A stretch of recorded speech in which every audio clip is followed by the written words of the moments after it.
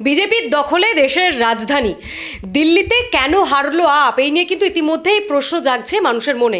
সেই নিয়েই আজকে আমাদের আলোচনা। আমার সঙ্গে আমার সহকর্মী পঞ্চানন পোদ্দার রয়েছে। পঞ্চানন, কি মনে হয় তোমার, কেন আম আদমি পার্টির এমন হার? কেজরিওয়াল পর্যন্ত হেরে গেলেন।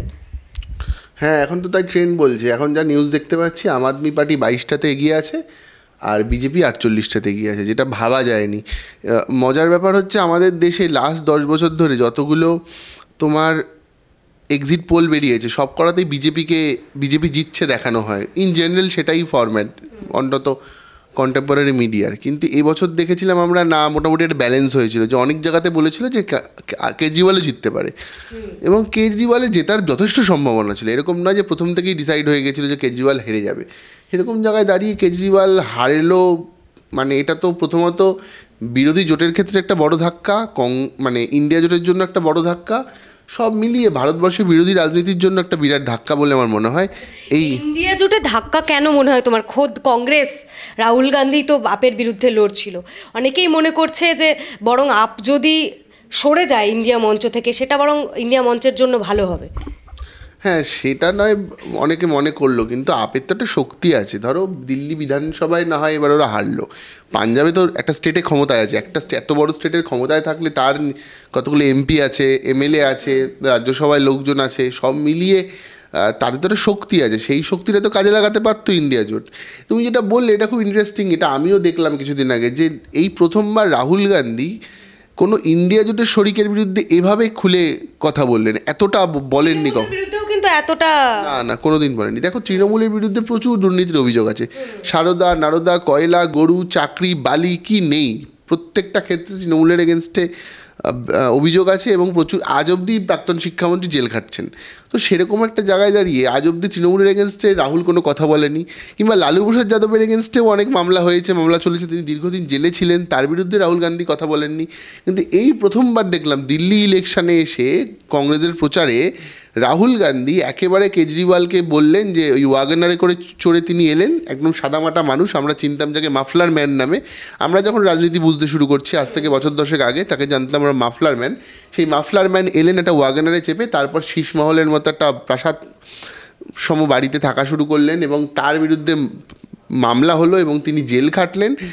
প্রায় 100 কোটি টাকা দুর্নীতির অভিযোগ আছে তার এবং তার দুই দলের সদস্যদের নামে।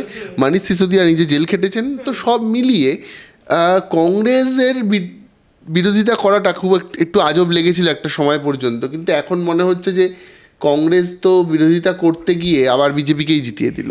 তোমাকে আমি থামাবো একটু। এই যে জেল খাটার পর অনেক ক্ষেত্রে আমরা রাজনীতিবিদদের জনপ্রিয়তা বেড়ে যাওয়ার ঘটনা আমরা দেখেছি। মানে ঝাড়খণ্ডের কথাও আমরা যদি বলি, একেবারে সেই বিষয়ই ঘটেছে। কিন্তু দিল্লিতে সেই ফর্মুলা কাজ করলো না কেন? ঠিক কী কারণে আপের হার? আমি প্রথমেই শুরু করছিলাম এটা নিয়ে। ঠিক কী পয়েন্ট তোমার মনে হয়, কী পয়েন্টে মানে কাজ করেছে বিষয়গুলো?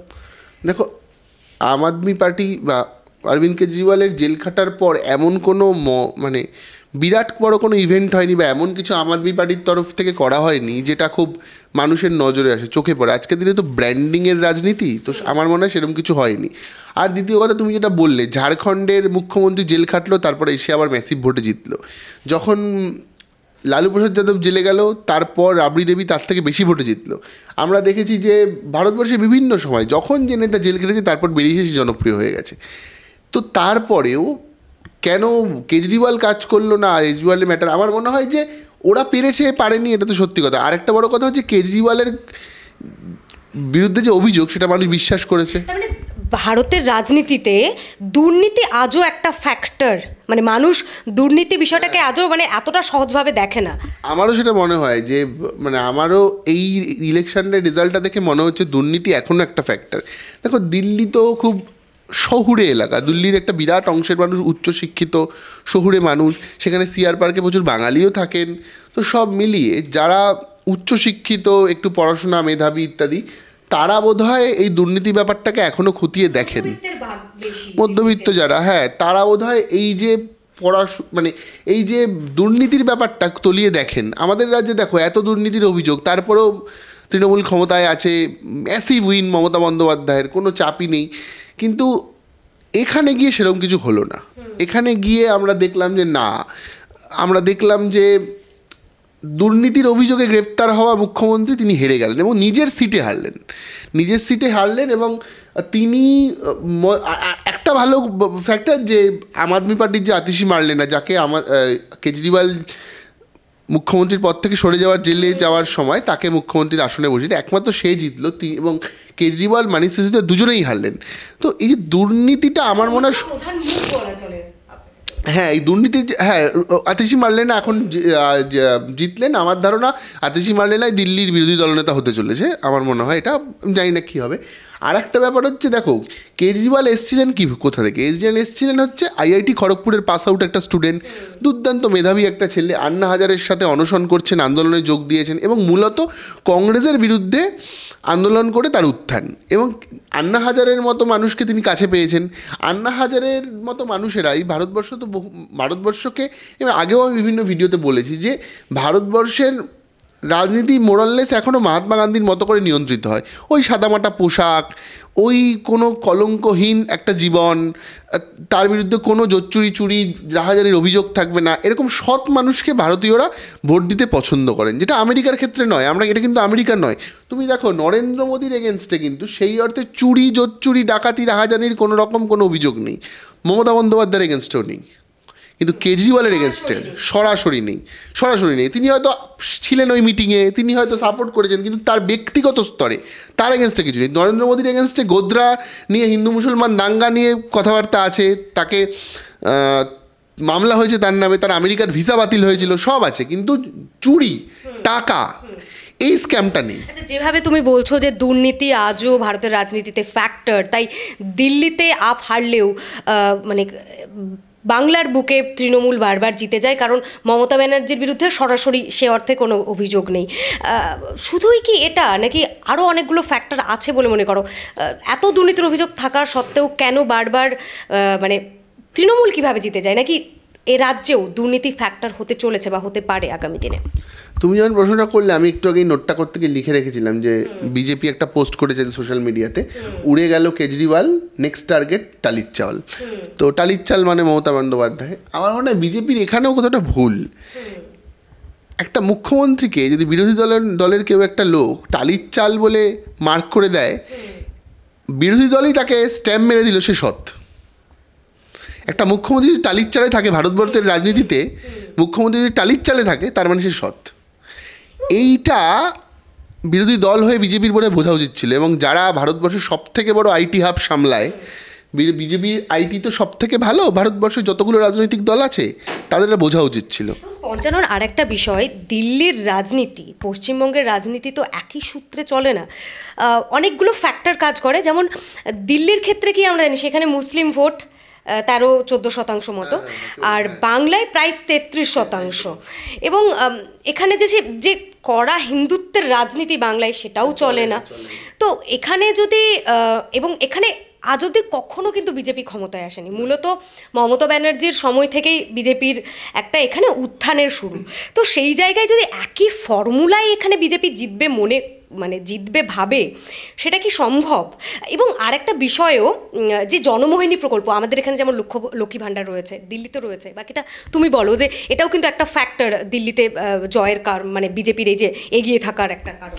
হ্যাঁ, এই জনমোহিনী প্রকল্প নিয়ে বাঙালির যারা বিরোধী দল, বিজেপি এবং কোনো ক্ষেত্রে সিপিআইএম, এরা বেশিরভাগ ক্ষেত্রেই বলেছে যে এই জনমোহিনী প্রকল্পগুলো আসলে ভিক্ষাবৃত্তি।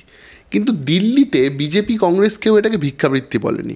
নরেন্দ্র মোদী ইন্টারেস্টিংলি একটা কথা বলেছে, যেটা বহুদিন না হলেও লাস্ট বিধানসভা থেকে সিপিআইএম এখানে বলছে, যে ক্ষমতায় যেই আসুক না কেন প্রকল্প কিন্তু কনস্ট্যান্ট থাকবে। নরেন্দ্র মোদী দিল্লিতে ভোট প্রচারে গিয়ে বললেন যে, হ্যাঁ, প্রধানমন্ত্রী দেশের তিনি বলছেন যে জওহরলাল নেহেরু যে স্কিম করে গেছেন সেটাকে আমরা তুলে দিয়েছি। আমরা যে অটল বিহারী বাজপেয়ী যে স্কিম করে দিয়ে গেছিলো সেটা কি মনমোহন সিং তুলে দিয়েছে? মনমোহন সিং যে 100 দিনের কাজ সব বিভিন্ন স্কিম করে এটাকে আমি তুলে দিয়েছি। তার মানে কোনো সরকার চলে যাওয়া মানে গভর্নমেন্টের কোনো স্কিম উঠে যাওয়া নয়, নতুন স্কিম আসতে পারে এবং সেই স্কিমটা ডেভেলপ করতে পারে। যেরকম কেজরিওয়াল বলেছিল 2100 টাকা দেবে, বিজেপি বলেছিল 2500 টাকা দেবে, তো স্কিম ডেভেলপ করতে পারে। আমাদের বাংলার ক্ষেত্রেও কিন্তু শুভেন্দু অধিকারী ঘোষণা করে দিয়েছেন যে হ্যাঁ, যে 1000 টাকা দিচ্ছে তৃণমূল, তারা 1500 টাকা দেবে, কিন্তু আমরা আসলে 3000 টাকা দেবো। সেটা এখন করছেন এক। আর দ্বিতীয়, আমার মনে হয় না পশ্চিমবঙ্গের কোনো বিরোধী দলের বেশিরভাগ মানুষ, সবাই তো বলছি না, সার্বিকভাবে নয়, পশ্চিমবঙ্গের বিরোধী দলের বেশিরভাগ মানুষ বিশ্বাস করে লক্ষ্মীর ভাণ্ডার একটা ভিক্ষাবৃত্তি। আজকে শুভেন্দু অধিকারী যতই স্টেজ থেকে বলবে রাখ এই কথাগুলো বলুক, বিজেপির একটা বহু অংশের মানুষ লক্ষ্মী ভাণ্ডারকে ভিক্ষাবৃত্তি মনে করে। এই মানসিকতাটার পরিবর্তন দরকার। মানসিকতার যদি পরিবর্তন আসে, যদি মানুষের টাকা মানুষ পাচ্ছে, এটা প্রথম কথাটা মানুষকেও বুঝতে হবে যে টাকা মমতা বন্দ্যোপাধ্যায় দিচ্ছে না, দিচ্ছে আমাদের টাকাই আমাদেরকে দিচ্ছে। আমার রোজগার, আমি যে অফিস করছি, অফিসের থেকে যে ট্যাক্স দিচ্ছি, সেই ট্যাক্সের কিছু টাকা নিয়ে আমার মাকে লক্ষ্মীর ভাণ্ডার দিচ্ছে, কিছুই না, আমার টাকা আমাদেরকে দিচ্ছে সরকার।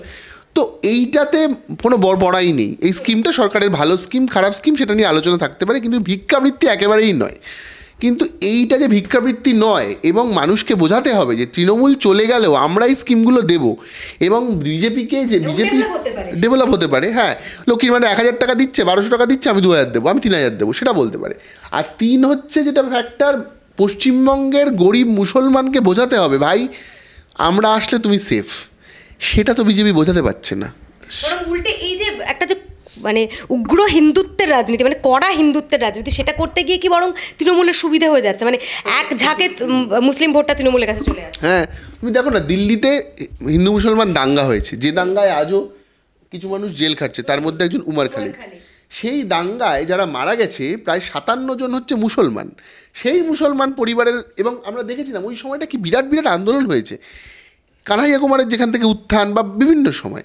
তো সেই সব মিলিয়ে দিল্লির মুসলমান ভোট ঘুরে গেল বিজেপির দিকে। তার মানে বিজেপি মুসলমানকে বোঝাতে সমর্থ হয়েছে, যতই আমরা জয় শ্রীরাম বলি, তোমার আল্লাহ আকবর বলতে আমার কোনো অসুবিধা নেই, মানে আমার বলতে অসুবিধা নেই না, মানে তুমি যখন বলবে আমি তাতে বাধা দেবো না। এইটা তুমি আল্লাহ আকবর বলতে পারো তোমার জায়গায়, আমি জয় শ্রীরামই বলতে পারি, যেটা সংবিধান যেটা বলে, গণতন্ত্র যেটা বলে যে সবাই সবার ধর্ম পালন করতে পারবে।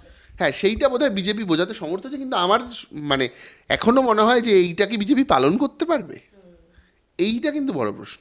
বিজেপি কোথাও গিয়ে কি বুঝতে পারছে যে স্ট্রিক্ট যে হিন্দুত্বের রাজনীতি, যেটার কারণে লোকসভা নির্বাচনে অনেকটাই পিছিয়ে গিয়েছিল বিজেপি, আমরা দেখেছি, সেটা থেকে কি ধীরে ধীরে ওই জন্য বিজেপি ভুল থেকে শিক্ষা নিচ্ছে, তারা কি সরে আছে, এবার একটু কি সফট হিন্দুত্বের দিকে যাচ্ছে, কি মনে হয়? সেটাই আমার মনে হয়, সেটাই যাচ্ছে। কারণ সবচেয়ে মজার ব্যাপার, রাম মন্দিরের আমি বুঝতে পারছি ওই ফয়জাবাদে হেরে যাওয়ার বিষয়, ওখানে কিছু অর্থনৈতিক কারণ রয়েছে, যে মানুষগুলি ঘর ছাড়া হয়েছে, সেগুলো তুমিও জানো। তো কিন্তু ওটা ছাড়লেও আমি বাকি জায়গাগুলো দেখি, রাম মন্দিরের একটা এফেক্ট তো ছিল, ভোট তো পেয়েছে, একটা ভোটে পায়নি, সেটাই বলছি। রাম মন্দিরের এফেক্টই ভোটে পড়েছে। রাম মন্দিরের এই বিরাট ব্যাপার স্যাপারের পরেও আমার যেটা মনে হয় যে রাম মন্দিরের এফেক্ট ভোটে যদি না পড়তো, তাহলে হয়তো আরো কম সিট পেত বিজেপি, হতে পারে। অনেক বিশ্লেষকরা কিন্তু ইতিমধ্যেই এটা সম্ভব, সেটাও সম্ভব। সেটা এক হতে পারে, আর দুই হতে পারে যে এই উগ্র হিন্দুত্ববাদকে ভারতবাসী মেনে নিচ্ছে না, ভারতবাসীরা এখন ওই সফট হিন্দুত্ববাদে বিশ্বাস করে, ভারতবাসীরা একটু সবাই মিলেমিশে থাকাতে বিশ্বাস। হ্যাঁ হ্যাঁ, এখনও আমাদের মা কাকিমারা বাড়িতে মুসলমানকে বাঙালি বলে না, আমরা বাঙালি, ওরা মুসলমান, আর ওরাও বাঙালি। এই যে সফট হিন্দুত্ববাদ মানুষের মগজে আছে, সেই মগজটা নিয়ে যদি বিজেপি পশ্চিমবঙ্গে কাজ করতে পারে, তাহলে বাঙালিকে পাবে, নইলে পাবে না। এই সফট হিন্দুত্ববাদে তৃণমূলও খেলছে, এই সফট হিন্দুত্ববাদে কেজরিওয়ালও খেলছে, বিভিন্ন জায়গায় যে দল যেভাবে পারে খেলে।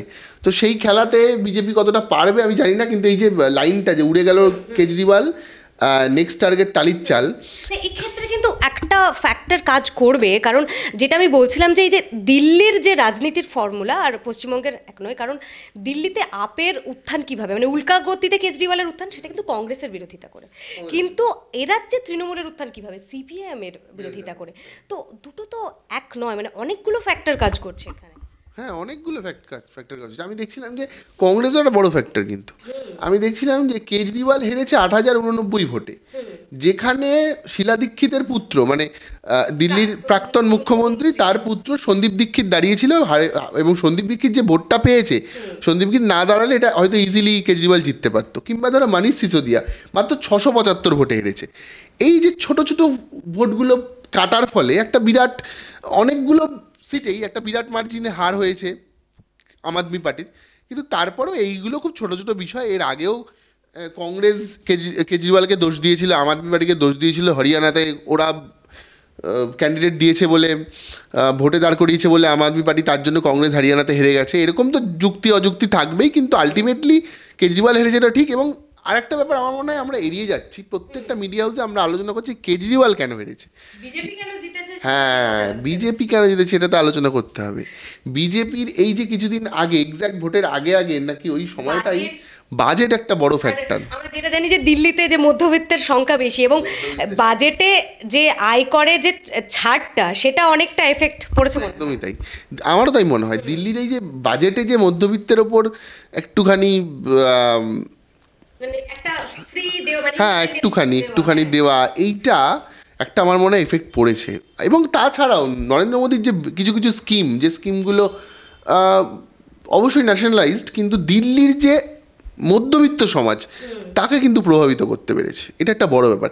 কেজরিওয়াল যখন প্রথম ক্ষমতায় আসে তখন স্কুল তৈরি করে, এটা সেটা করে, রাস্তাঘাটের উন্নতি করে, জল পৌঁছে দিয়ে, মেয়েদের জন্য স্পেশাল মেট্রোর কামরা দিয়ে, মেয়েদের জন্য স্পেশাল প্ল্যাটফর্ম দিয়ে দারুণ দারুণ এমন কিছু কাজ করেছিল যে কারণে তিনি জিতছিল। তুমি বলো, তুমি লাস্ট 2-3 বছরে কেজরিওয়াল এমন কি করেছে যার জন্য মানুষ তাকে ভোট দেয়? এবং এতদিন হ্যাঁ কাজ করেছে, কিন্তু ওই যে মানুষ তো এখন আবার ওই ধরনের কাজে বিশ্বাস করে না, এটা চোখে দেখা যাবে এমন কোনো কাজে বিশ্বাস করে। যেমন যমুনার জল মানে পবিত্র, মানে পরিষ্কার করে দেবে বলেছেন, সেটা করে উঠতে পারেননি, কিন্তু টাকার হিসেবও দেওয়া যাচ্ছে না, দেওয়া যাচ্ছে না। তারপর ধরো দিল্লির পলিউশনকে এখনো ঠিক করতে পারেনি।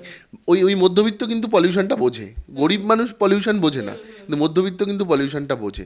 এবার সেও তো পলিউশনে থাকতে থাকতে, হ্যাঁ দিল্লির ওই মধ্যবিত্ত সমাজ, যারা চাকুরিজীবী, যারা মোটামুটি যাদের পার মান্থ ইনকাম 60-70 হাজার টাকা, 50 হাজার টাকার উপরে, তাদের তো ওই দিল্লিতে ওই পলিউশনের মধ্যে বাঁচতে থাকতে অসুবিধা হচ্ছে। সেইটা তো কেজরিওয়ালের অনেকগুলো ফ্যাক্টর, এভাবে তো মানে শুধু ছোটো ছোটো বিষয় নিয়ে আলোচনা করলে হয় না। মানুষের বিভিন্ন মনের আলাদা আলাদা স্ট্রাকচার থাকে ভোট দিতে যাওয়ার আগে, সেইগুলো বোধহয় কাজ করেছে। একদমই রাজনীতি সম্ভাবনা শিল্প, যেমনটা সবসময় আমরা বলে থাকি। আমাদের কি কি কারণ মনে হয়েছে, কেন আপের হার, কেন বিজেপির জিত, আপনাদের কি মনে হয়? অবশ্যই আপনাদের যে মতামত সেটাও কিন্তু আমাদের কমেন্ট বক্সে জানাবেন। আর এভাবেই আমাদের সাপোর্ট করতে থাকুন, দেখতে থাকুন হাউ দ্য অল্টারনেটিভ মিডিয়া।